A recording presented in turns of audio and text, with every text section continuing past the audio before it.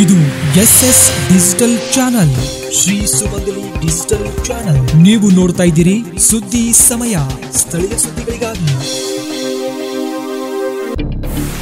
ಸುದ್ದಿ ಸಮಯದ ಪ್ರಾಯೋಜಕರು Mahalakshmi jewellers, gold hub, main road, Kalaburagi. ಸಹ ಪ್ರಾಯೋಜಕರು Shri Lakshmi Venkateshwara enclave, survey number 203, Vijayapura ಹೆದ್ದಾರಿ ರಸ್ತೆ, ಜೇವರ್ಗಿ.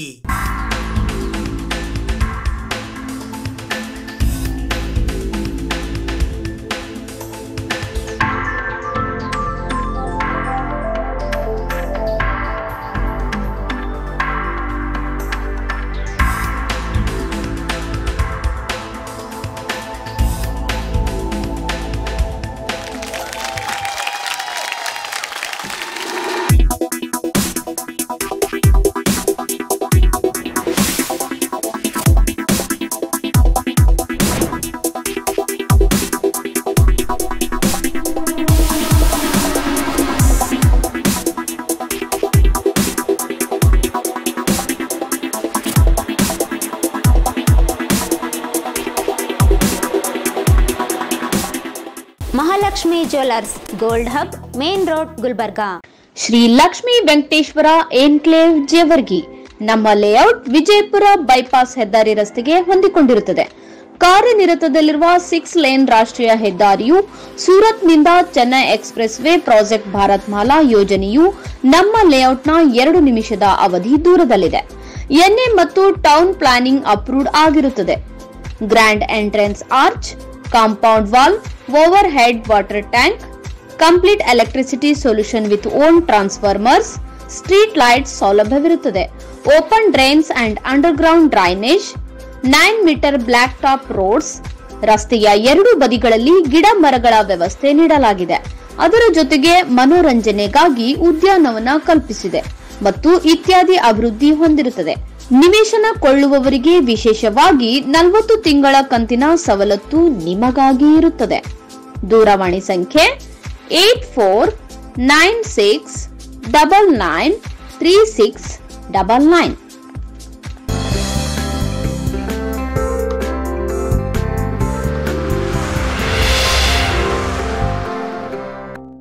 ಸುದ್ದಿ ಸಮಯಕ್ಕೆ ಸ್ವಾಗತ. ನಾನು RJ ಮಂಜು ಹಿರೋಳಿ.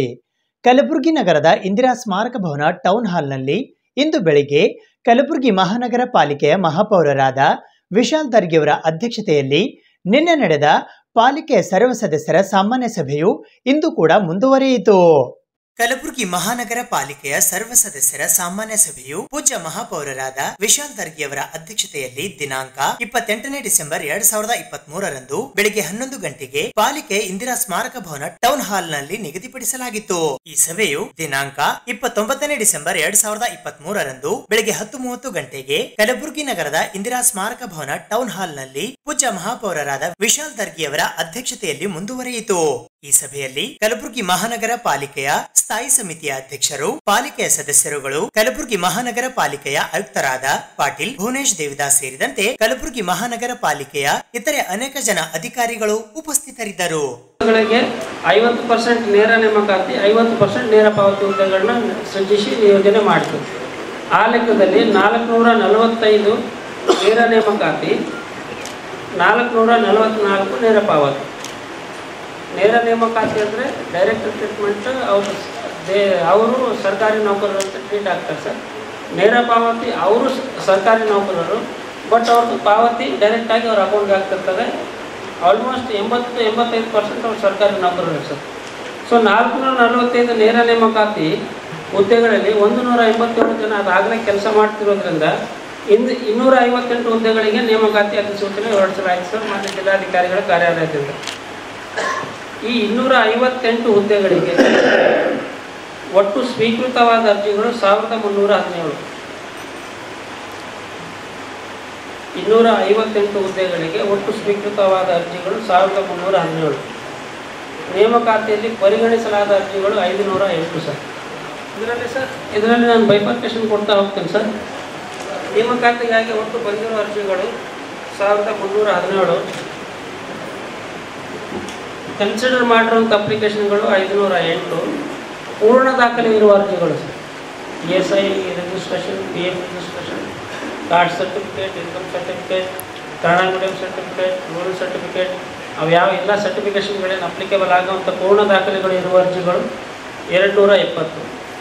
ESI ಅಥವಾ PF, ಈ ಕೆಲವೊಂದು ಕಾರ್ಮಿಕರು ಅರ್ಜಿ ಸಲ್ಲಿಸುವಾಗ ಸರ್ ESI ಒಂದು ಹಚ್ಚಿರ್ತಾರೆ, ಕೆಲವೊಬ್ರು EPF ಹಚ್ಚಿದ್ದಾರೆ, ಕೆಲವೊಬ್ರು ESI ಹಚ್ಚಿದ್ದಾರೆ, ಕೆಲವೊಬ್ರು ಎರಡೂ ಹಚ್ಚಿದ್ದಾರೆ. ಸೊ ESI ಅಥವಾ EPF ದಾಖಲೆ ಇರುವ ಅರ್ಜಿಗಳು 238. ಸೊ ಎರಡರಲ್ಲಿ ಒಂದು ದಾಖಲೆ, ಎರಡೂ ದಾಖಲೆ ಹಚ್ಚಬೇಕು, ಅದು ಮ್ಯಾಂಡೇಟರಿ ಕಂಡೀಷನ್ ಸರ್. ಎರಡರಲ್ಲಿ ಒಂದು ದಾಖಲೆ ಹಚ್ಚಿರುವಂಥ ಕೆಲವೊಂದು ಅಭ್ಯರ್ಥಿಗಳಿಗೆ ನಾಯ್ಕೋಡಿ ಸರ್ ಹೇಳಿದಂಗೆ ವೇರಿಯಸ್ ಕಮಿಟಿಗಳಾಗವು ಸರ್. ಒಂದೊಂದು ಕಮಿಟಿ ಒಂದೊಂದು ರಿಪೋರ್ಟ್ ಕೊಡ್ತಾ ಹೋಯ್ತು. DC ಮೇಡಮ್ ಸಕ್ಷಮ ಪ್ರಾಧಿಕಾರಿ ಅವರೇ ಆಗಿರುತ್ತಂತ ಅವರಿಗೆ ಒಂದು ಸರ್ ಅವರು ಸ್ಟ್ರೈಕ್ ಎಬ್ಸಿದೆವು. ನಾಳೆ ಬೆಳಗ್ಗೆ ಇದೇ ವಿಷಯದ ಬಗ್ಗೆ ಚರ್ಚೆ ಮಾಡ್ತೀವಿ ಅಂತ ಹೇಳಿದ್ರು. ಈಗ ರಾತ್ರಿ ಕೂಡ ಹೇಳಿದ್ರು. ಹೇಳಿದ ಮೇಲೆ ಕೂಡ ಇವರಿಗೆ ಅದರ ಮೇಲೆ ಗಮನ ಇಲ್ಲ, ಇವರಿಗೆ ಕಾರ್ಪೊರೇಟರ್ಗಳ ಮೇಲೆ ರೆಸ್ಪೆಕ್ಟ್ ಇಲ್ಲ, ಅವ್ರು ಕೇಳಿದ ಇನ್ಫಾರ್ಮೇಶನ್ ಕೊಡಂಗಿಲ್ಲ. ಯಾವಾಗ 6 ತಿಂಗಳ ಕೊಟ್ಟು ಒಂದು 3 ಸರಿ ಕೊಟ್ಟಿದ್ದೀನಿ ಸರ್ ಲೆಟರ್. ಇಲ್ಲಿವರೆಗೂ ಇನ್ಫಾರ್ಮೇಶನ್ ಕೊಟ್ಟು ನನಗೂ ಕೂಡ ಪರ್ಮನೆಂಟ್ ಲೇಬರ್ಸ್ ಎಷ್ಟರ, ಪೌರ ಕಾರ್ಮಿಕರ ಲೇಬರ್ ಅವು ಎಷ್ಟರ ಇಡ್ಲಿಕ್ಕೆ ಅದು ಕೊಟ್ಟಿಲ್ಲ. ಆಮೇಲೆ ಲಿಸ್ಟ್ ಆಫ್ ಲೋಡರ್ ವರ್ಕಿಂಗ್ ಕಾಂಟ್ರಾಕ್ಟಲ್ ಬೇಸಿಸ್, ಏಜ್ ಅಂಡ್ ಜೆಂಡರ್, ಅವ್ರ ಟೋಟಲ್ ಅಡ್ರೆಸ್ ಎಲ್ಲ ಬೇಕಂತ ಅಪ್ಲಿಕೇಶನ್ ಕೊಟ್ಟಿವಿ. 3 ಸರಿ ಕೊಟ್ಟಿದ್ದೀನಿ ಕಮಿಷನರ್ ಸರಿ. 6 ತಿಂಗಳು ಯಾವಾಗ ಡೇಟ್ ಅಪ್ಪ ಅಂದ್ರೆ 9ನೇ ತಾರೀಕು 6ನೇ ತಿಂಗಳು 2023. ಇವತ್ತು ಎಷ್ಟು ಡೇಟ್ ಅದ ರೀ ಮೇಯರ್ ಸರ್? 3 ಸರಿ ಲೆಟರ್ ಕೊಟ್ಟಿದ್ದೀನಿ. ಇಲ್ಲಿವರೆಗೂ ನನಗೆ ಇನ್ಫಾರ್ಮೇಶನ್ ಕೊಡೋಕೆ ರೆಡಿ ಇಲ್ಲ. ಕಾಪಿ ಪ್ರೂಫ್ ಅದ, ಹಾರ್ಡ್ ಕಾಪಿ ಕೊಡೋದು ಕೊಡ್ತೀನಿ ನಾನು ನಿಮಗೆ.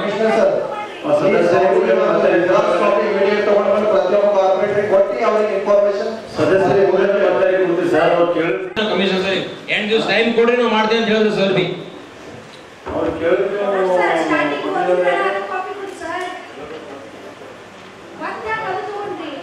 ಎಂಪ್ಲಾಯೀಸ್ ಎಷ್ಟರ, ಪರ್ಮನೆಂಟ್ ಎಷ್ಟರ, ಕಾಂಟ್ರಾಕ್ಟ್ ಬೇಸ್ ಮೇಲೆ ಎಷ್ಟರ, ಅದು ಕೇಳಿದ್ರೆ ಅದು ಕೂಡ ಹೇಳ್ತಾ ಇದ್ದೇನೆ ನಿಮಗೆ. ಅದು ಯಾಕೆ ಕೊಟ್ಟಿಲ್ಲ?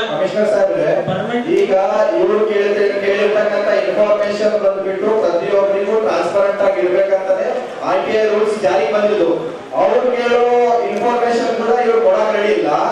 ಸುಮಾರು ದಿನಗಳಿಂದ ಅಲ್ಲಿ ತಿಂಗಳಾನುಗಟ್ಟಲೆ ಟೆಂಟ್ ಹಾಕೊಂಡ್ಬಿಟ್ಟು ಕಾರ್ಪೊರೇಷನ್ ವಿರುದ್ಧವಾಗಿ ಪೌರ ಕಾರ್ಮಿಕರಲ್ಲಿ ನೇಮಕಾತಿ ಪ್ರಕ್ರಿಯೆ ಕೊಡ್ತಿದ್ದಾರೆ. ಇವಾಗ ಸರ್ ನಾಳೆ ಮಾತಾಡ್ತೀವಿ ಅಂತ ಹೇಳಿದ್ರು ಕೂಡ ಅದರ ಬಗ್ಗೆ ಇನ್ಫಾರ್ಮೇಶನ್ ಕೊಡಕ್ ರೆಡಿ ಇಲ್ಲ.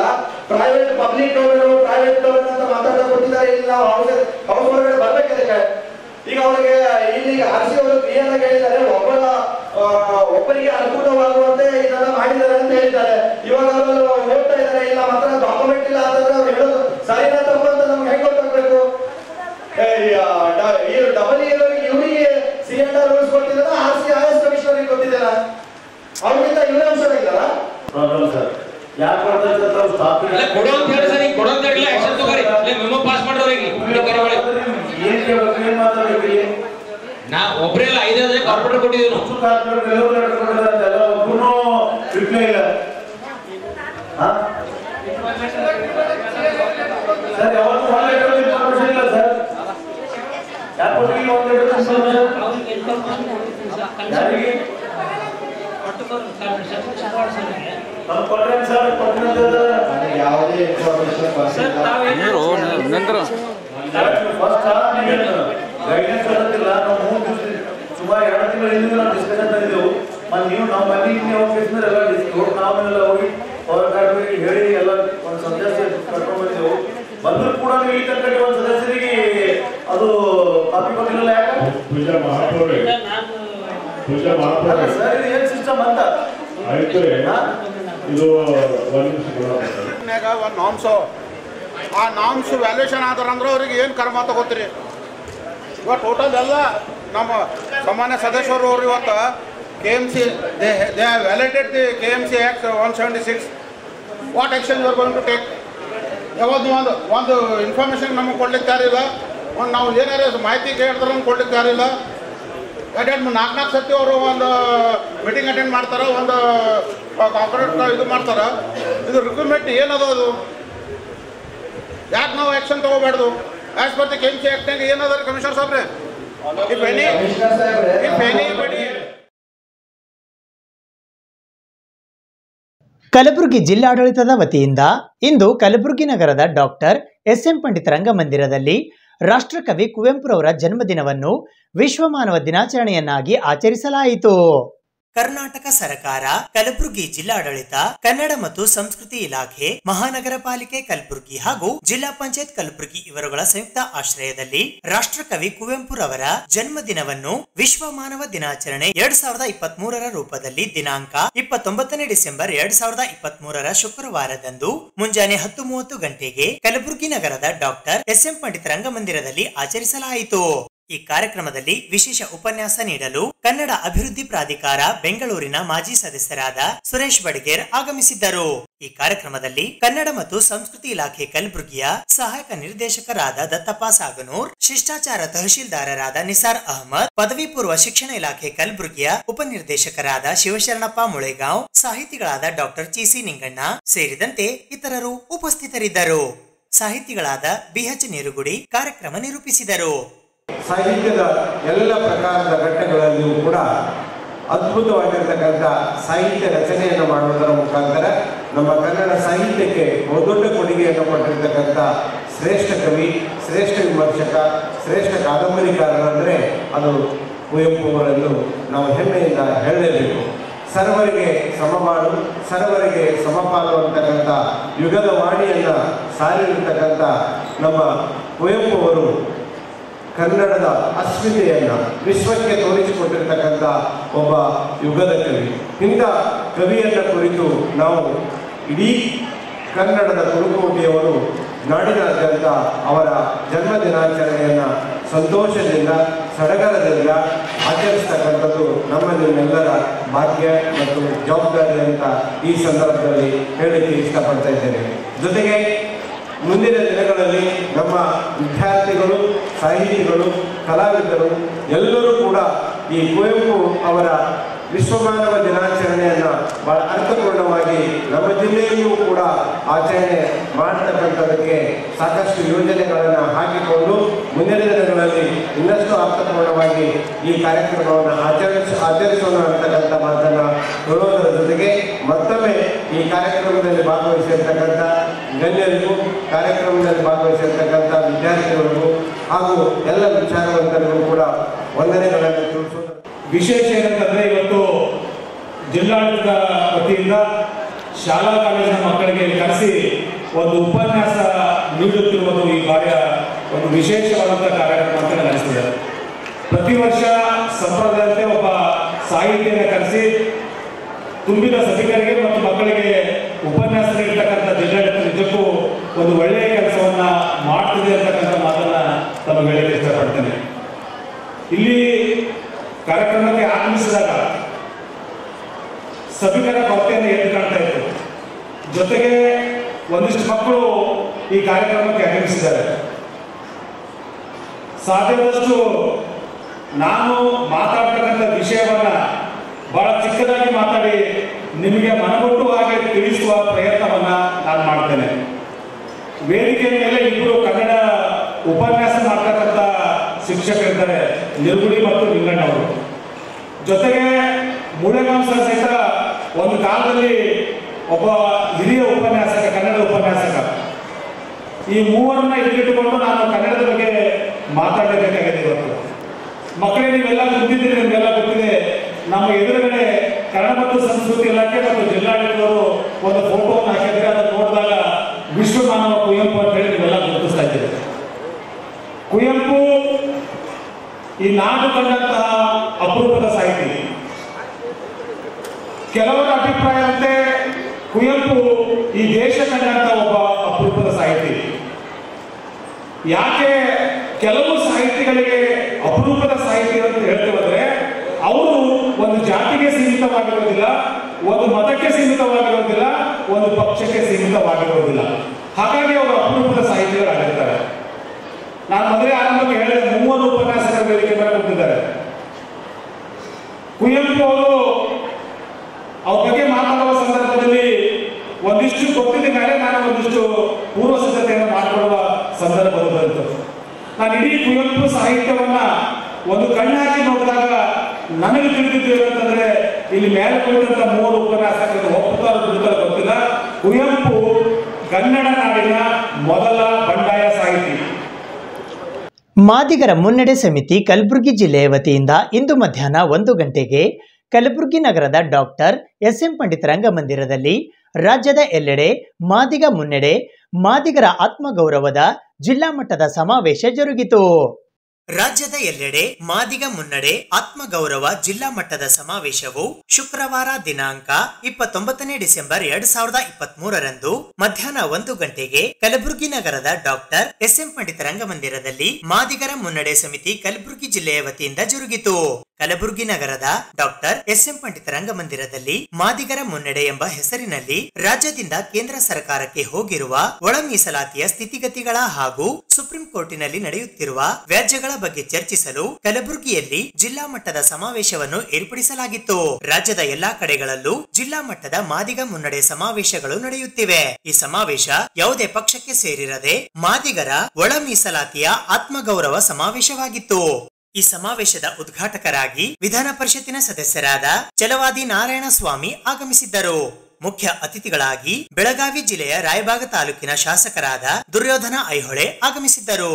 ಅತಿಥಿಗಳಾಗಿ ವಾದಿರಾಜಿ ಬೆಂಗಳೂರು, ದೇವೇಂದ್ರನಾಥ್ ಯಾದಗಿರಿ, ಸಾಬು ದೊಡಮನಿ, ಭಾರತೀಯ ಜನತಾ ಪಕ್ಷದ ಕಲಬುರಗಿ ಗ್ರಾಮಾಂತರ ಜಿಲ್ಲಾಧ್ಯಕ್ಷರಾದ ಶಿವರಾಜ್ ಪಾಟೀಲ್ ರದ್ದೇವಾಡ್ಗಿ ಆಗಮಿಸಿದ್ದರು.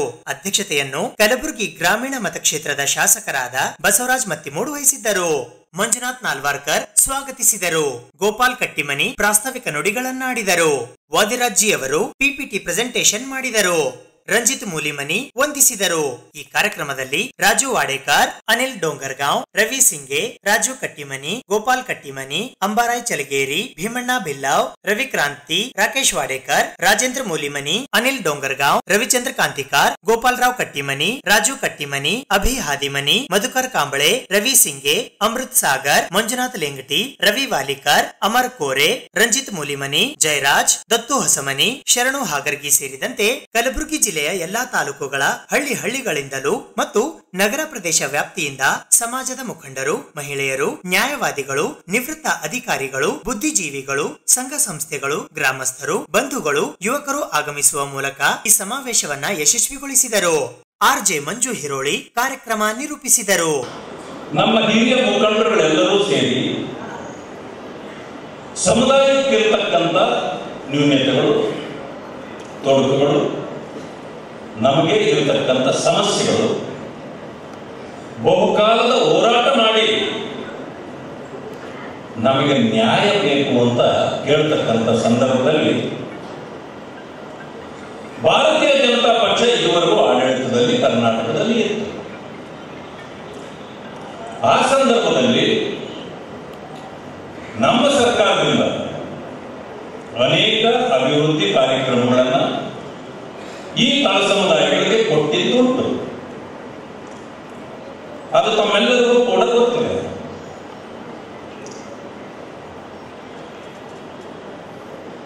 ಬಹುಕಾಲ ನಮ್ಮನ್ನ ಈ ದೇಶವನ್ನ ಮತ್ತು ರಾಜ್ಯವನ್ನ ಆಳಿರ್ತಕ್ಕಂಥ ಸರ್ಕಾರಗಳು ಆ ದಿಟ್ಟತನವನ್ನ ತೋರಿಸಲಿಲ್ಲ. ಒಳ ಮೀಸಲಾತಿ ವಿಚಾರ ನನಗೆ ತಿಳಿದ ಹಾಗೆ ಪರಿಶಿಷ್ಟ ಜಾತಿಗಳಲ್ಲಿ ಬೀದಿಗೆಂದು ಹೋರಾಟ ಮಾಡಿದ್ದು ಅದು ಮಾದಿಗ ಸಮುದಾಯ ಮಾತ್ರ.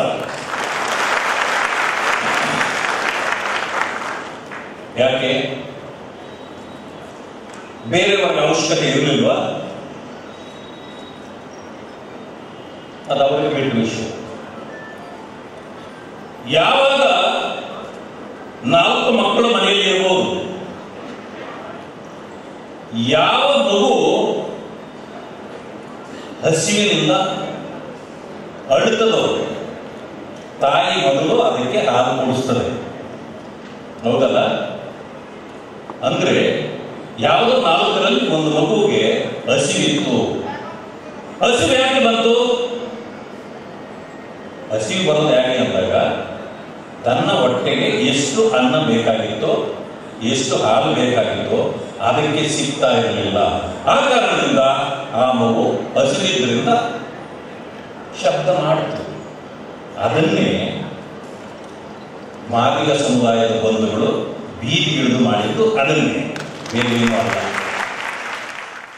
ಜಿಲ್ಲಾ ಕನ್ನಡ ಸಾಹಿತ್ಯ ಪರಿಷತ್ತು ಕಲಬುರಗಿಯ ವತಿಯಿಂದ ಇಂದು ಬೆಳಗ್ಗೆ ಕಲಬುರಗಿ ನಗರದ ಕನ್ನಡ ಭವನದಲ್ಲಿ ಕರ್ನಾಟಕ ರಾಜ್ಯಕ್ಕೆ ಮೊದಲ ಜ್ಞಾನಪೀಠ ಪುರಸ್ಕಾರ ತಂದುಕೊಟ್ಟ ರಾಷ್ಟ್ರಕವಿ ಕುವೆಂಪುರವರ ಜನ್ಮದಿನವನ್ನು ಆಚರಿಸಲಾಯಿತು.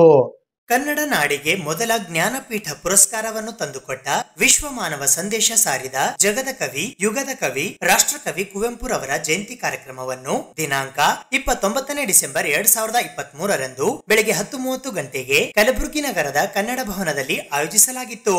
ಕಲಬುರಗಿ ಜಿಲ್ಲಾ ಕನ್ನಡ ಸಾಹಿತ್ಯ ಪರಿಷತ್ತಿನ ಅಧ್ಯಕ್ಷರಾದ ವಿಜಯಕುಮಾರ್ ಪಾಟೀಲ್ ತೇಗಲತಿಪ್ಪಿ ಇವರ ಅಧ್ಯಕ್ಷತೆಯಲ್ಲಿ ಹಮ್ಮಿಕೊಂಡಿದ್ದ ಈ ಕಾರ್ಯಕ್ರಮದಲ್ಲಿ ಜಿಲ್ಲಾ ಕನ್ನಡ ಸಾಹಿತ್ಯ ಪರಿಷತ್ತಿನ ಗೌರವ ಕಾರ್ಯದರ್ಶಿಗಳಾದ ಶಿವರಾಜ್ ಅಂಡಗಿ, ಯಶವಂತರಾಯ ಅಷ್ಟಗಿ, ಶರಣರಾಜ ಚಪ್ಪರಬಂದಿ, ನಂದಕುಮಾರ್ ಮಾಲಿ ಪಾಟೀಲ್, ಜ್ಯೋತಿ ಮರಗೋಳ್, ಭಾಗಿರಥಿ ಗುನ್ನಾಪುರ ಸೇರಿದಂತೆ ಇತರರು ಉಪಸ್ಥಿತರಿದ್ದರು. ರಾಷ್ಟ್ರಕವಿ ಕುವೆಂಪು ಅವರ ಚಿಂತನೆಗಳಲ್ಲಿ ನಾವು ಕಾಣ್ತೀವಿ. ಇವತ್ತು ಇಡೀ ಸಮಾಜವನ್ನ ಸರ್ವ ಜನಾಂಗದ ತೋಟವನ್ನು ಆಗಿಸಬೇಕೆನ್ನುವ ಗುರಿಯನ್ನಿಟ್ಟುಕೊಂಡು ಇವತ್ತು ರಾಷ್ಟ್ರಕವಿ ಕುವೆಂಪು ಅವರು ಬಹಳ ವಿಶೇಷವಾಗಿರ್ತಕ್ಕಂಥ ಆಲೋಚನೆಗಳನ್ನು ಇಟ್ಟುಕೊಂಡು ಈ ಸಮಾಜಗಳಿಗೆ ಅನೇಕ ರೀತಿಯ ಮೂಢನಂಬಿಕೆಗಳು, ಕಂದಾಚಾರಗಳನ್ನ, ಇವತ್ತು ಜಾತಿ ವ್ಯವಸ್ಥೆಯನ್ನ ಬುಡಸಹಿತ ಕಿತ್ತಾಕ್ಬೇಕೆನ್ನುವ ಹೊಸ ವಿಚಾರವನ್ನ ಇಟ್ಟುಕೊಂಡು ತಮ್ಮ ಬರಹದ ಮೂಲಕನೇ ವೈಚಾರಿಕ ನೆಲೆಗಟ್ಟಲ್ಲಿ ತಮ್ಮ ಕಾವ್ಯವನ್ನ, ತಮ್ಮ ಬರಹವನ್ನ ಕಟ್ಟಿಕೊಟ್ಟಿರ್ತಕ್ಕಂಥದ್ದು ಇವತ್ತಿಗೂ ಕೂಡ ನಾವೆಲ್ಲ ನೆನೆಸಿಕೊಳ್ಳಲೇಬೇಕಾಗ್ತದೆ. ಆ ಕಾರಣಕ್ಕಾಗಿ ಅಂತ ಶ್ರೇಷ್ಠ ವಿಶ್ವ ಮಾನವನಂತ ವಿಚಾರಗಳನ್ನು ಹೊಂದಿರತಕ್ಕಂಥ ಇವತ್ತು ರಾಷ್ಟ್ರಕವಿ, ಯುಗದ ಕವಿಯ ವಿಚಾರಗಳು ಇವತ್ತಿನ ಸಮಾಜಕ್ಕೆ ಮುಟ್ಟಿಸಬೇಕಾಗಿರ್ತಕ್ಕಂಥದ್ದು ಬಹಳ ಅವಶ್ಯ ಇದೆ ಅಂತ ಹೇಳಿ ನಾನಂತೂ ಭಾವಿಸಿಕೊಂಡಿದ್ದೀನಿ. ಆ ಕಾರಣಕ್ಕಾಗಿ ಇವತ್ತು ರಾಷ್ಟ್ರಕವಿ ಕುವೆಂಪು ಅವರ ದರ್ಶನವನ್ನ ಇವತ್ತಿನ ಸಮಾಜಕ್ಕೆ ಮಾಡಿಸುವ ನಿಟ್ಟಿನೊಳಗೆ ಇವತ್ತು ಕಲಬುರಗಿ ಜಿಲ್ಲಾ ಕನ್ನಡ ಸಾಹಿತ್ಯ ಪರಿಷತ್ತು ಕೂಡ ಇವತ್ತು ಬೇರೆ ಬೇರೆ ಶಾಲಾ ಕಾಲೇಜು ಮಟ್ಟದಲ್ಲೂ ಕೂಡ ಇಂಥ ಅನೇಕ ಕಾರ್ಯಕ್ರಮವನ್ನು ಮಾಡುವ ಮೂಲಕ ಹಿರಿಯ ಸಾಹಿತಿಗಳ, ಈ ನಾಡಿಗೆ ದುಡಿದಿರ್ತಕ್ಕಂಥ ಅನೇಕ ಮಹಾನುಭಾವರ ವಿಚಾರಗಳನ್ನ ಇವತ್ತು ಹೊಸ ಪೀಳಿಗೆಗೆ ಮುಟ್ಟಿಸ್ತಕ್ಕಂಥ ಕೆಲಸ ಕೂಡ ಇವತ್ತು ಕನ್ನಡ ಸಾಹಿತ್ಯ ಪರಿಷತ್ತು ಮಾಡ್ತಾ ಇದೆ.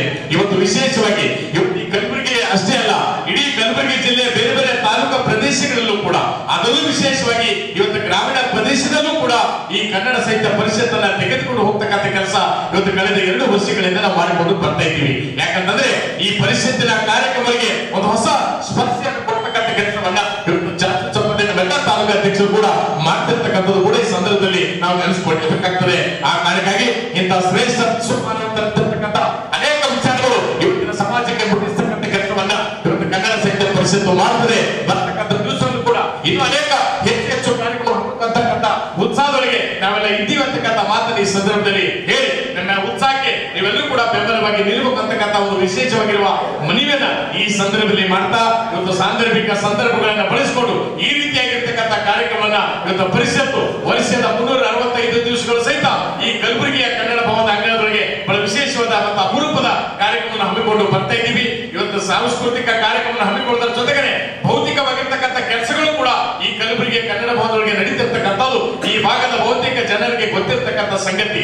ಆ ಕಾರಣಕ್ಕಾಗಿ ಇವತ್ತು ಬರ್ತಕ್ಕಂಥ ದಿವಸದೊಳಗೆ ಇನ್ನೂ ಅನೇಕ ಕೆಲಸಗಳನ್ನ ಮಾಡ್ತಕ್ಕಂಥ ಹುಮ್ಮಸ್ಸೊಳಗೆ ನಾವೆಲ್ಲ ಇದ್ದೀವಿ. ನಿಮ್ಮೆಲ್ಲರ ಆಶೀರ್ವಾದ, ಪ್ರೋತ್ಸಾಹ ಇರಲಿ. ಬರ್ತಕ್ಕಂಥ ದಿವಸದೊಳಗೆ ಈ ಕಲಬುರಗಿ ಜಿಲ್ಲೆಯಲ್ಲಿ ಒಂದು ಸಾಂಸ್ಕೃತಿಕವಾಗಿರ್ತಕ್ಕಂಥ ಪರಿಸರವನ್ನ ನಾವು ನಿರ್ಮಾಣ ಮಾಡೋಣ ಅಂತಕ್ಕಂಥ ಮಾತನ್ನು ಈ ಸಂದರ್ಭದಲ್ಲಿ ಹೇಳಿ ಇಂಥ ಒಂದು ಅದ್ಭುತವಾಗಿರ್ತಕ್ಕಂಥ ಕಾರ್ಯಕ್ರಮದಲ್ಲಿ ಭಾಗವಹಿಸಿರ್ತಕ್ಕಂಥ ಇಲ್ಲಿರ್ತಕ್ಕಂಥ ಎಲ್ಲ ಹಿರಿಯ ಕನ್ನಡದ ಮನಸ್ಸುಗಳಿಗೆ ಜಿಲ್ಲಾ ಪತ್ರಕರ್ತರ ಸಂಘದ ಪ್ರಧಾನ ಕಾರ್ಯದರ್ಶಿಗಳಾದ ಸಂಗಮನಾಥ್ ರೇವತ್ಗಾಂವ್ ಅವರು ರಚಿಸಿದ ಗುಲ್ಬರ್ಗಾ ವಿಶ್ವವಿದ್ಯಾಲಯ ಕಲಬುರಗಿಯ ವತಿಯಿಂದ ರಾಜ್ಯೋತ್ಸವ ಪ್ರಶಸ್ತಿಗೆ ಆಯ್ಕೆಯಾಗಿರುವ ಕೃತಿ ಕೊರೋನಾ ಕನವರಿಸುವ ವಚನಗಳು ಎಂಬ ಪುಸ್ತಕ ಬಿಡುಗಡೆ ಹಾಗೂ ರಾಷ್ಟ್ರಕವಿ ಕುವೆಂಪುರವರ ಜನ್ಮದಿನಾಚರಣೆ ಸಮಾರಂಭ ಇಂದು ಜರುಗಿತು. ಸಂಗಮನಾಥ್ ರೇವತ್ಗಾಂವ್ ರಚಿತ ಗುಲ್ಬರ್ಗಾ ವಿಶ್ವವಿದ್ಯಾಲಯದಿಂದ ಕರ್ನಾಟಕ ರಾಜ್ಯೋತ್ಸವ ಪ್ರಶಸ್ತಿ ಪಡೆದ ಕೃತಿ ಕೊರೋನಾ ಕನವರಿಸುವ ವಚನಗಳು ಎಂಬ ಪುಸ್ತಕ ಬಿಡುಗಡೆ ಹಾಗೂ ರಾಷ್ಟ್ರಕವಿ ಕುವೆಂಪುರವರ ಜನ್ಮದಿನಾಚರಣೆ ಸಮಾರಂಭವು ಶುಕ್ರವಾರ ದಿನಾಂಕ 29 ಡಿಸೆಂಬರ್ 2023 ಬೆಳಗ್ಗೆ 11:30 ಗಂಟೆಗೆ ಕಲಬುರಗಿ ನಗರದ ಎನ್ಜಿಒ ಕಾಲೋನಿಯ ಮಾರುತಿ ಪ್ರೆಸ್ಟೀಜ್ ಕೆಳಮಹಡಿಯಲ್ಲಿ ಜರುಗಿತು. ಈ ಸಮಾರಂಭದ ಸಾನ್ನಿಧ್ಯವನ್ನು ಮಾದನ ಹಿಪ್ಪರಗಾದ ಶಿವಲಿಂಗೇಶ್ವರ ವಿರಕ್ತ ಮಠದ ಶ್ರೀಮನ್ ನಿರಂಜನ ಪ್ರಣವ ಸ್ವರೂಪಿ ಅಭಿನವ ಶಿವಲಿಂಗ ಸ್ವಾಮೀಜಿ ವಹಿಸಿದ್ದರು. ಕೃತಿ ಬಿಡುಗಡೆ ಮಾಡಲು ಗುಲ್ಬರ್ಗಾ ವಿಶ್ವವಿದ್ಯಾಲಯ ಕಲಬುರಗಿಯ ಪ್ರಸಾರಾಂಗ ನಿರ್ದೇಶಕರಾದ ಪ್ರೊಫೆಸರ್ HT ಪೋತೆ ಆಗಮಿಸಿದ್ದರು. ಕೃತಿ ಪರಿಚಯ ಮಾಡಲು ಕಲಬುರಗಿಯ ಹಿರಿಯ ಸಾಹಿತಿಗಳಾದ ಡಾಕ್ಟರ್ ಸ್ವಾಮಿರಾವ್ ಕುಲಕರ್ಣಿ ಆಗಮಿಸಿದ್ದರು. ಮುಖ್ಯ ಅತಿಥಿಗಳಾಗಿ ಶ್ರೀ ಶರಣಬಸವೇಶ್ವರ ಸಂಸ್ಥಾನ ಕಲಬುರಗಿಯ ಪೂಜ್ಯ ಶ್ರೀ ಲಿಂಗರಾಜಪ್ಪ ಅಪ್ಪ ಹಾಗೂ ಜಿಲ್ಲಾ ಕನ್ನಡ ಸಾಹಿತ್ಯ ಪರಿಷತ್ತು ಕಲಬುರಗಿಯ ಅಧ್ಯಕ್ಷರಾದ ವಿಜಯಕುಮಾರ್ ಪಾಟೀಲ್ ತೇಗಲತಿಪ್ಪಿ ಆಗಮಿಸಿದ್ದರು. ಅಧ್ಯಕ್ಷತೆಯನ್ನು ಕರ್ನಾಟಕ ಕಾರ್ಯನಿರತ ಪತ್ರಕರ್ತರ ಸಂಘ ಜಿಲ್ಲಾ ಘಟಕ ಕಲಬುರಗಿ ಅಧ್ಯಕ್ಷರಾದ ಬಾಬುರಾವ್ ಯಡ್ರಾಮಿ ವಹಿಸಿದ್ದರು. ಈ ಸಮಾರಂಭದಲ್ಲಿ ಕರ್ನಾಟಕ ಕಾರ್ಯನಿರತ ಪತ್ರಕರ್ತರ ಸಂಘದ ಕಲಬುರಗಿ ಜಿಲ್ಲಾ ಪ್ರಧಾನ ಕಾರ್ಯದರ್ಶಿಗಳು ಹಾಗೂ ಸಂಯುಕ್ತ ಕರ್ನಾಟಕ ಕಲಬುರಗಿಯ ಹಿರಿಯ ಉಪಸಂಪಾದಕರಾದ ಸಂಗಮನಾಥ್ ರೇವತ್ಗಾಂವ್ ಸೇರಿದಂತೆ ಇತರೆ ಅನೇಕರು ಉಪಸ್ಥಿತರಿದ್ದರು.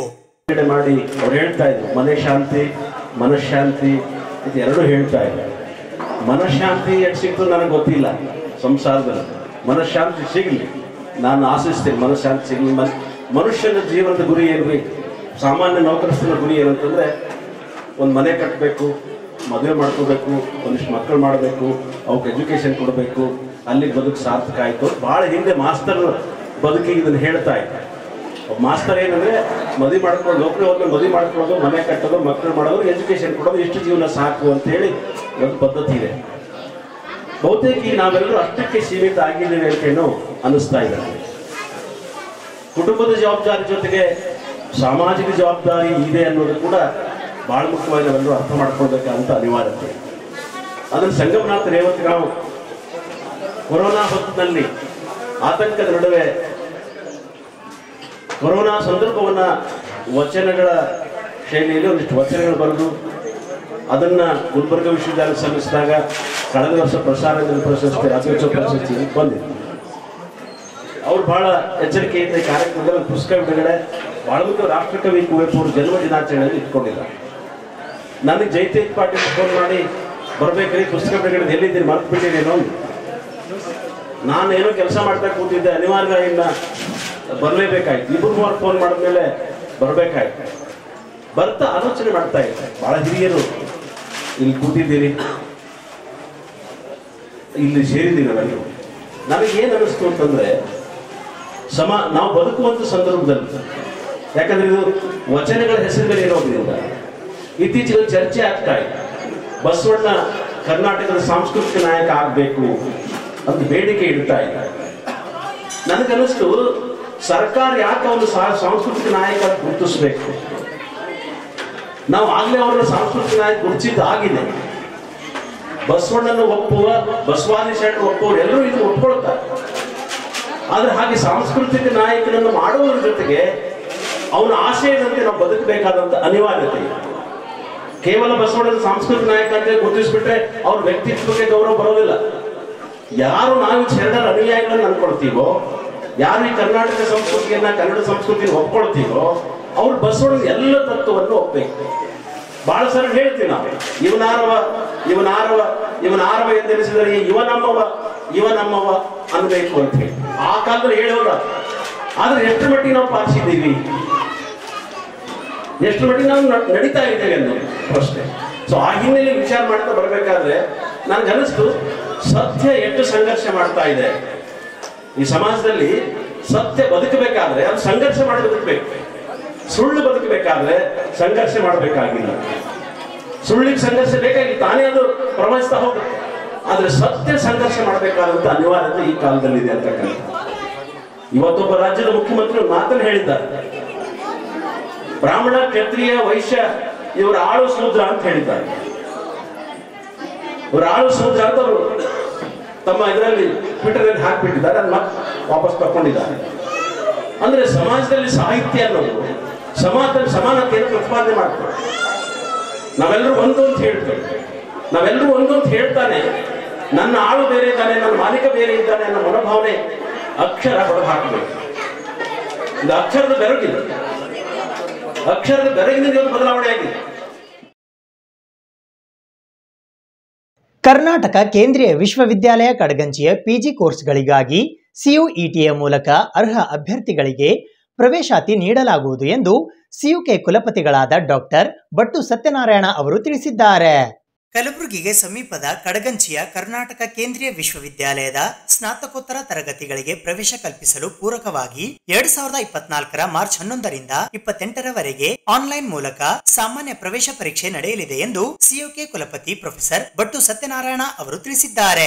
ಕಲಬುರಗಿ ನಗರದ ಪತ್ರಿಕಾ ಭವನದಲ್ಲಿ ಸುದ್ದಿಗೋಷ್ಠಿಯನ್ನು ಉದ್ದೇಶಿಸಿ ಮಾತನಾಡಿದ ಅವರು ಇಂಗ್ಲಿಷ್, ಹಿಂದಿ, ಕನ್ನಡ, ಭಾಷಾಶಾಸ್ತ್ರ, ಜಾನಪದ ಮತ್ತು ಬುಡಕಟ್ಟು ಅಧ್ಯಯನ, ಅರ್ಥಶಾಸ್ತ್ರ, ಇತಿಹಾಸ, ಸಾರ್ವಜನಿಕ ಆಡಳಿತ, ಪತ್ರಿಕೋದ್ಯಮ ಮತ್ತು ಸಮೂಹ ಸಂವಹನ, ಎಂಕಾಂ, ಎಂಬಿಎ, ಎಂಎಸ್ಸಿ ಮನೋವಿಜ್ಞಾನ, ಎಂಬಿಎ ಪ್ರವಾಸೋದ್ಯಮ ಮತ್ತು ಪ್ರಯಾಣ ನಿರ್ವಹಣೆ, ಸಮಾಜ ಕಾರ್ಯ, ಎಂಎಸ್ಸಿ ಅನ್ವಯಿಕ ಭೂಗೋಳ ಮತ್ತು ಜಿಯೋ ಇನ್ಫಾರ್ಮ್ಯಾಟಿಕ್ಸ್, ಎಂಎಸ್ಸಿ ಅನ್ವಯಿಕ ಭೂವಿಜ್ಞಾನ, ಎಂಸಿಎ, ಎಂಎಸ್ಸಿ ಗಣಿತ, ಭೌತಶಾಸ್ತ್ರ, ರಸಾಯನಶಾಸ್ತ್ರ ಮತ್ತು ಜೀವ ವಿಜ್ಞಾನ, MTech power and energy engineering, MTech RF and microwave engineering, MLM, BEd, MEd, MPA ಸಂಗೀತ ಹಿಂದೂಸ್ತಾನಿ ಗಾಯನ, ಎಂಪಿಎ ವಾದ್ಯ ಹಿಂದೂಸ್ತಾನಿ ತಬಲಾ ಹಾಗೂ master of visual arts painting ವಿಷಯಗಳಿಗೆ ಪ್ರವೇಶಾತಿ ಕಲ್ಪಿಸಲಾಗುತ್ತಿದೆ ಎಂದರು. ಈಗಾಗಲೇ ಡಿಸೆಂಬರ್ 26ರಿಂದ ಆನ್ಲೈನ್ ಮೂಲಕ ಅರ್ಜಿ ಸ್ವೀಕಾರ ಪ್ರಕ್ರಿಯೆ ಆರಂಭಗೊಂಡಿದ್ದು ಜನವರಿ 24ರಂದು ಸಂಜೆ 5 ಗಂಟೆಯವರೆಗೆ ಅರ್ಜಿ ಸಲ್ಲಿಸಲು ಅವಕಾಶ ಇರುತ್ತದೆ. ಇನ್ನು credit, debit card, net banking ಮೂಲಕ ಶುಲ್ಕ ಪಾವತಿಗೆ ಜನವರಿ 25ರ ರಾತ್ರಿ 11 ಗಂಟೆ 50 ನಿಮಿಷದವರೆಗೆ ಅವಕಾಶ ಇರುತ್ತದೆ. ಒಂದು ವೇಳೆ ಸಲ್ಲಿಸಿದ ಅರ್ಜಿಯಲ್ಲಿ ಏನಾದರೂ ತಿದ್ದುಪಡಿ ಕೈಗೊಳ್ಳುವುದಿದ್ದರೆ ಜನವರಿ 27ರಿಂದ 29ರವರೆಗೆ ಅವಕಾಶ ಕಲ್ಪಿಸಲಾಗುತ್ತದೆ. ಸ್ನಾತಕ ಪದವಿಯ ಅಂತಿಮ ಸೆಮಿಸ್ಟರ್ ನಲ್ಲಿ ಓದುತ್ತಿರುವ ಮತ್ತು ಈಗಾಗಲೇ ಉತ್ತೀರ್ಣರಾಗಿರುವ ಅಭ್ಯರ್ಥಿಗಳು ಸಹ http://pgcuet.samartha.ac.in ಮೂಲಕ ಅರ್ಜಿ ಸಲ್ಲಿಸಬಹುದಾಗಿದೆ ಎಂದು ವಿವರಿಸಿದರು. ಪ್ರವೇಶ ಕಾರ್ಡ್ಗಳನ್ನು ಎನ್ಟಿಎ ವೆಬ್ಸೈಟ್ ಮೂಲಕ ಮಾರ್ಚ್ 7ರಿಂದ ಡೌನ್ಲೋಡ್ ಮಾಡಿಕೊಳ್ಳಬಹುದಾಗಿದ್ದು ಏಪ್ರಿಲ್ 4ರಂದು ಪರೀಕ್ಷೆಯ ಸರಿ ಉತ್ತರಗಳನ್ನು ಆನ್ಲೈನ್ ಮೂಲಕ ಪ್ರಕಟಿಸಲಾಗುವುದು. ಪರೀಕ್ಷಾ ಫಲಿತಾಂಶ ಎನ್ಟಿಎ ವೆಬ್ಸೈಟ್ ನಲ್ಲಿ ಪ್ರಕಟಗೊಳ್ಳಲಿದೆ ಎಂದು ಮಾಹಿತಿ ನೀಡಿದರು. ಭಾಷಾ ಪತ್ರಿಕೆಗಳನ್ನು ಹೊರತುಪಡಿಸಿ ಪ್ರವೇಶ ಪರೀಕ್ಷೆಯ ಉಳಿದ ಎಲ್ಲಾ ಪ್ರಶ್ನೆ ಪತ್ರಿಕೆಗಳು ಹಿಂದಿ ಮತ್ತು ಇಂಗ್ಲಿಷ್ ಭಾಷೆಯಲ್ಲಿ ಇರುತ್ತವೆ.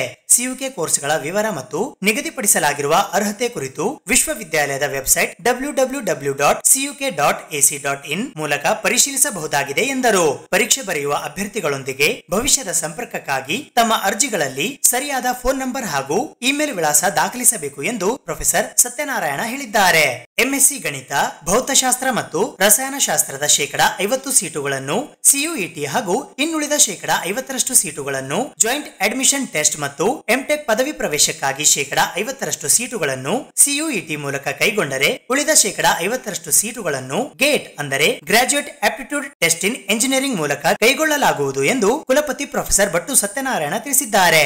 ಎಂಬಿಎ ಕೋರ್ಸ್ ಪ್ರವೇಶಕ್ಕೆ ಪರೀಕ್ಷೆಯೊಂದಿಗೆ ಗುಂಪು ಚರ್ಚೆ ಮತ್ತು ವೈಯಕ್ತಿಕ ಸಂದರ್ಶನ ಸಹ ಕೈಗೊಳ್ಳಲಾಗುತ್ತದೆ. ಈ ನಿಯಮ ಪಾಲಿಸದ ಅಭ್ಯರ್ಥಿಗಳಿಗೆ ಪ್ರವೇಶ ನಿರಾಕರಿಸಲಾಗುವುದು ಎಂದರು. ಈ ಸುದ್ದಿಗೋಷ್ಠಿಯಲ್ಲಿ ಪ್ರಭಾರಿ ಕುಲಸಚಿವರಾದ ಪ್ರೊಫೆಸರ್ ಚನ್ನವೀರ ಆರ್ಎಂ, ಪರೀಕ್ಷಾ ನಿಯಂತ್ರಣ ಅಧಿಕಾರಿ ಕೋಟಾ ಸಾಯಿ ಕೃಷ್ಣ, ಸಾರ್ವಜನಿಕ ಸಂಪರ್ಕ ಅಧಿಕಾರಿ doctor Ganapathi B Sinnur, professor Hanumegowda, professor Bharath Kumar ಉಪಸ್ಥಿತರಿದ್ದರು. Now this entrance examination for the PG admissions announced by the National Testing Agency NTA. So that is now the online submission of applications have initiated. That is started from 26th of December, and last date for submission of the applications is 24th January, and 25th is the for completion of the fee. And 2 days are given to correct the application. 27th, 28th, 29th they can correct the whatever, if any mistakes, if anything is there, they can go through their applications and they can do the corrections. So this entrance is very, very important to take the admission into the central universities. So this is a common entrance for all the central universities in the country, and some of the universities also joined to take the admissions through this entrance. That is the National Testing Agency, that is the Ministry of Government of India, that is Ministry of Education, Government of India, that is the organization. This is conducting the entrance examination for all the universities. It is known as a Common Universities Entrance Test for postgraduate courses,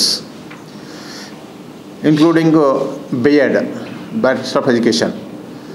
So the Central Institute of Karnataka is offering 29 programs, including education.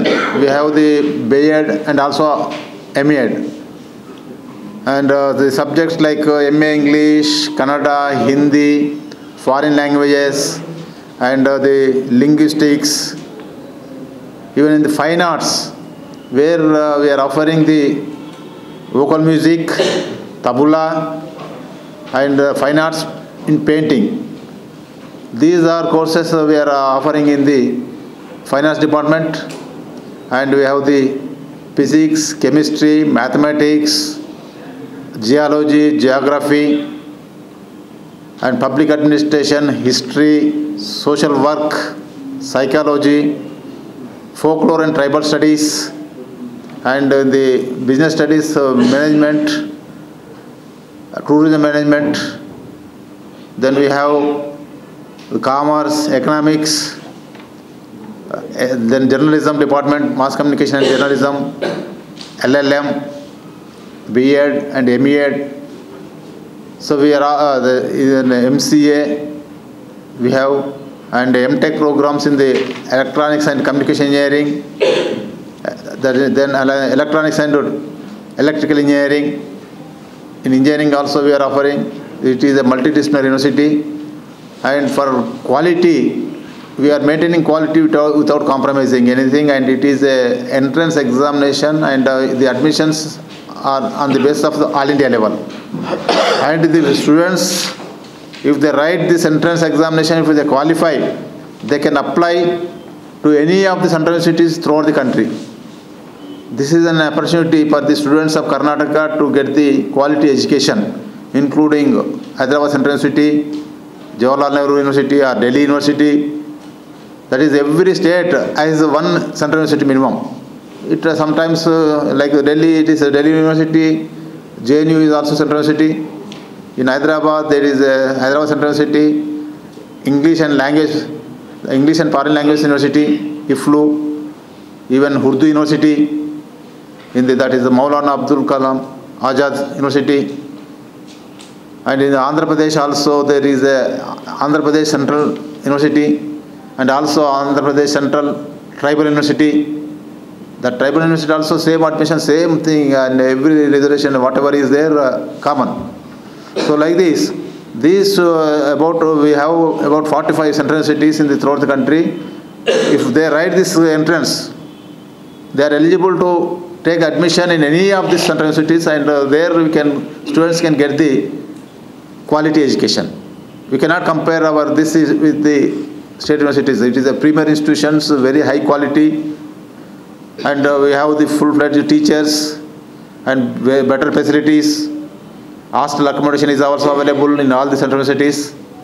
I am particularly appealing to you to give the wide publicity, particularly the Central University of Karnataka is established in the Karnataka Kalaburgi. There we are expecting more number of students from the Karnataka state. At least they should avail this facility. This quality education is we cannot compare with other universities. I am not boosting this, but only thing is that the students of this region should be benefit out of this when this is established in this state. Apart from this, if they take and if they get the rank, they can get the admission anywhere in the central university, so that opportunity they can utilize. And our academic schedule is also maintained in time. And those who are in the final year, the undergraduate program, they are eligible, they can apply, they can write the entrance examination, and then the classes will be commenced either in the month of July or August, that's all. So that is, we are maintaining the academic schedule without any compromise. So to have a quality education, to enjoy all the facilities, I appeal to you, give the wide publicity for this so that the students of this Karnataka should benefit out of this one. And also for the Kalyana Karnataka region, we are also giving in our Central University of Karnataka 8% of reservation which is provided under that is Article 371J. So that is in each department we are giving 3 seats for Kalyana Karnataka region to benefit, because this is established in this region, and to benefit the students.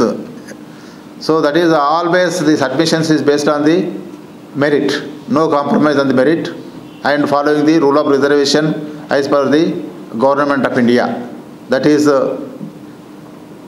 we have OBC, non-creamy layer, 27%, SC, 15%, ST, 7.5%, and then EWS, 10%, and that EWS is a supernumerary quota. We have 30 seats plus this 3 seats for the EWS, and 3 seats we are giving to the Kalyana Karnataka region, and we have 1 seat for the physical handicapped, 1 is for the wards of the defense people, and 1 is for the Kashmiri migrants and one is for sports and games. Total it comes to 40 seats in each class, and this is in every category it is based on the merit. And hostel facilities available. We are extending hostel facility in our university for everyone whoever request for the hostel admission, even for staying in the Kalaburgi people also, if they want, we are providing hostel. Because if they stay in the hostel, that saves a lot of time, and here it has a mixed culture, they can interact with the other state students, so that they can compete, and it develops some kind of competitive spirit among the students.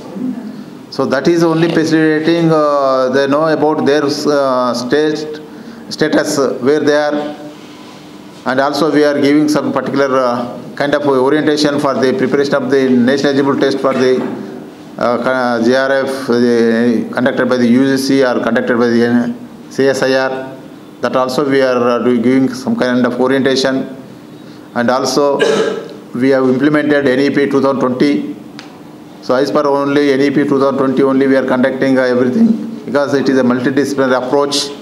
So the students of if MBA or a student of chemistry can also opt one elective from other subject. That will give some kind of multiple, that is a multidisciplinary approach. Because if a chemistry student should be exposed to the patent laws, because nowadays patent laws, that intellectual property rights, these are some of the important things. The students should aware about these things.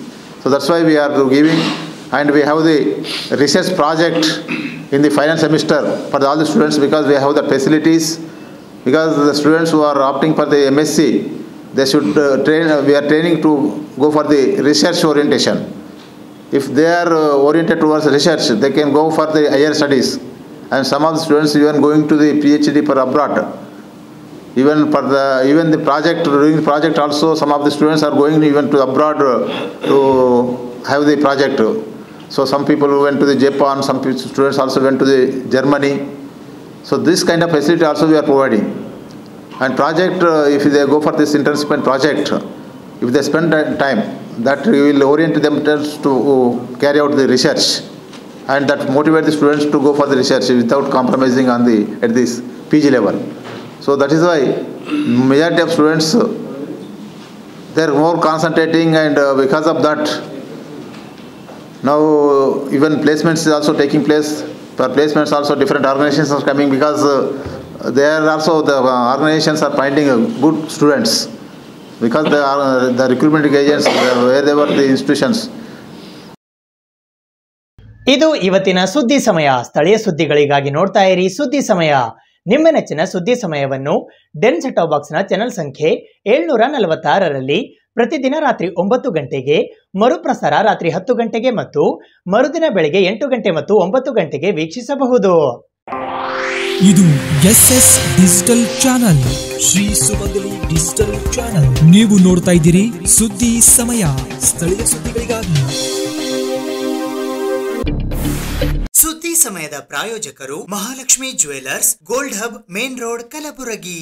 ಸಹ ಪ್ರಾಯೋಜಕರು Shri Lakshmi Venkateshwara enclave, survey number 203, Vijayapura ಹೆದ್ದಾರಿ ರಸ್ತೆ, ಜೇವರ್ಗಿ.